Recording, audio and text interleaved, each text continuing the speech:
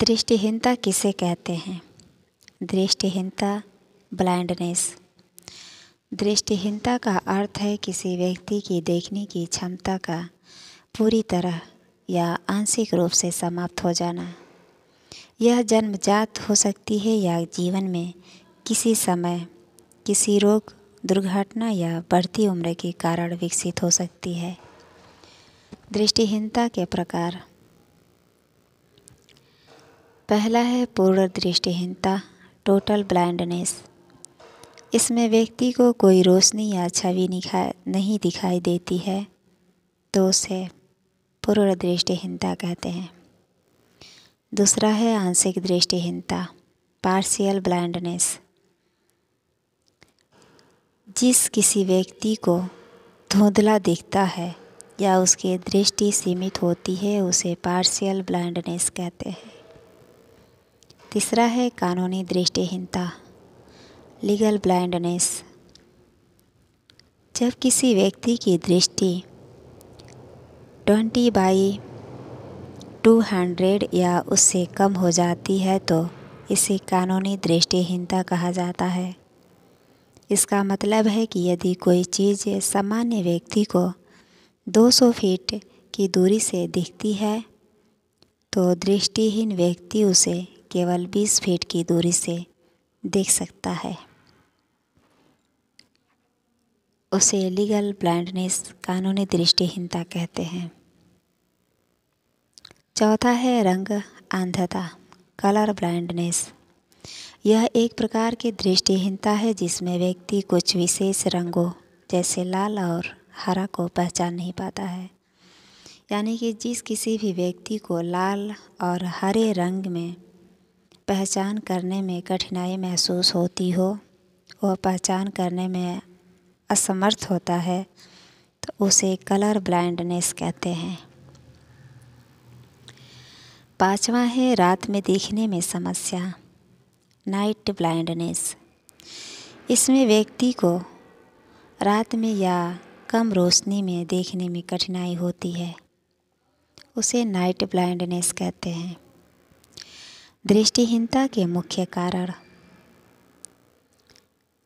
दृष्टिहीनता के मुख्य कारण पहला है जन्मजात कारण।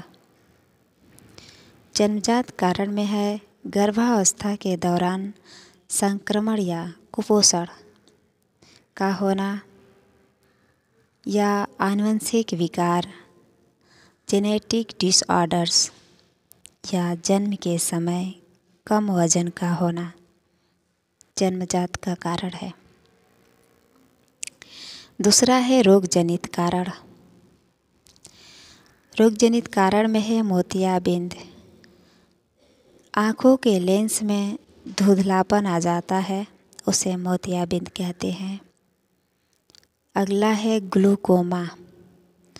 ग्लूकोमा में आँखों में अत्यधिक बदलाव के कारण ऑप्टिक तंत्रिका को नुकसान होता है, उसे ग्लूकोमा कहते हैं। तीसरा है अगला डायबिटिक रेटिनोपैथी। डायबिटिक रेटिनोपैथी मधुमेह के कारण आँखों की रक्त वाहिकाएं क्षतिग्रस्त हो जाती हैं।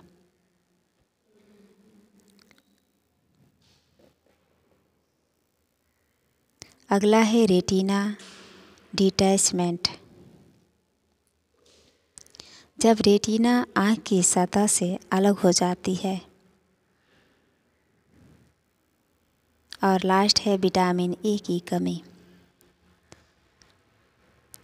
यह विशेष रूप से बच्चों में रतौंधी होती है। इस विटामिन की कमी से अधिकांश बच्चों में रतौंधी होती है, जिसे नाइट ब्लाइंडनेस कहते हैं। इसका कारण बन सकती है, नाइट ब्लाइंडनेस का कारण बन सकती है जिस किसी बच्चे को रात में अगर अधिकतर मामले में अधिकतर समय तक हो तो उस बच्चे को नाइट ब्लाइंडनेस का कारण बन सकती है। तीसरा है बाहरी कारण। बाहरी कारण में है आँखों में चोट या दुर्घटना की वजह से। तीसरा है विषैले पदार्थों के प्रभाव की वजह से। और अत्यधिक धूप के संपर्क में रहना। अत्यधिक धूप के संपर्क में रहना भी एक दृष्टिहीनता का कारण हो सकता है। अगला है दृष्टिहीनता की पहचान कैसे करें। अगर कोई बच्चे को या किसी व्यक्ति को दिखाई नहीं देता हो तो उसकी पहचान कैसे करें। यदि किसी व्यक्ति में निम्नलिखित लक्षण दिखाई दे तो उसे तुरंत नेत्र चिकित्सालय के संपर्क करना चाहिए। जैसे यह लक्षण है दृष्टि का धुंधलापन होना या रोशनी में देखने में कठिनाई होना। अगर जिस किसी बच्चे या व्यक्ति को रोशनी में देखने में कठिनाई महसूस होती हो तो उसे डॉक्टर को दिखाना ज़रूरी होता है। तीसरा पहचान है रंगों को पहचानने में समस्या। अगर कोई बच्चा रंग को पहचानने में असमर्थ है या कोई व्यक्ति किसी रंग को पहचानने में, बहुत सारे रंग हो उसमें पहचानने में असमर्थ है तो उसे भी दिखाना चाहिए। और चौथा है अचानक या धीरे धीरे दृष्टि का कमज़ोर होना। ये भी दृष्टिहीनता की पहचान है। और लास्ट आँखों में दर्द या लालिमा। आँखों में दर्द या लालिमा हो तो डॉक्टर को दिखाना आवश्यक है। यह है दृष्टिहीनता की पहचान। अगला है दृष्टिहीनता का निदान। दृष्टिहीनता का निदान कैसे करें। नेत्र विशेषज्ञ निम्नलिखित परीक्षणों के माध्यम से दृष्टिहीनता का पता लगाते हैं। जैसे वह परीक्षण है vision test, visual actually test. आँखों की रोशनी को मापने के लिए विजन टेस्ट का प्रयोग होता है। रिफ्रैक्शन टेस्ट जैसे चश्मे के नंबर का निर्धारण करने के लिए।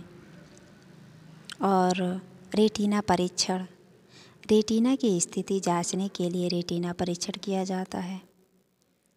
और अगला है आई प्रेशर टेस्ट। ग्लूकोमा का पता लगाने के लिए आई प्रेशर टेस्ट किया जाता है। अगला है दृष्टिहीनता का उपचार और समाधान कैसे करें। पहला है मोतियाबिंद या सर्जरी।